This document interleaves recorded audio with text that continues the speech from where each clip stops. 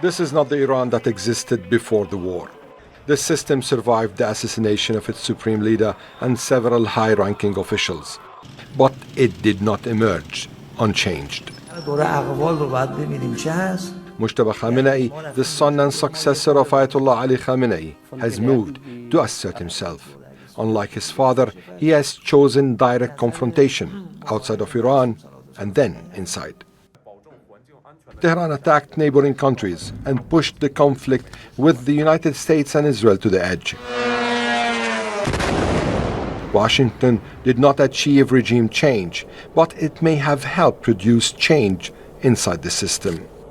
At the heart of the new posture is what officials in Tehran call deterrence. Iran is signaling that another war against it would be expanded beyond its borders. The control over Hormuz has been the clearest expression of that doctrine. For Tehran, the message was simple. If Iran cannot have stability, others will not buy and sell oil as usual.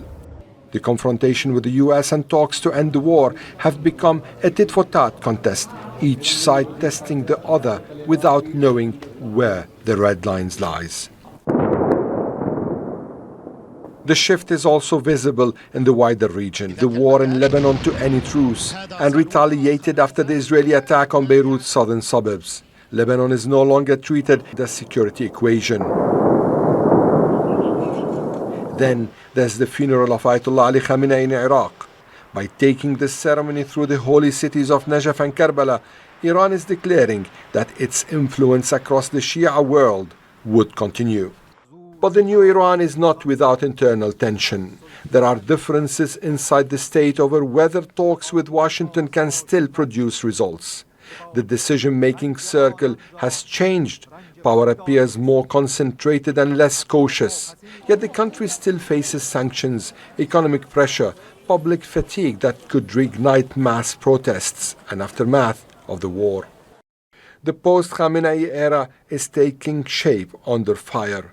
More assertive, more regional, more willing to escalate, but also more exposed.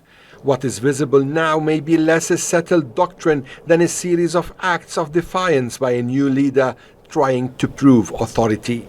The real test will come when the war ends, the crowds disperse, and Iran has to decide whether this era is built on confrontation alone or something more durable.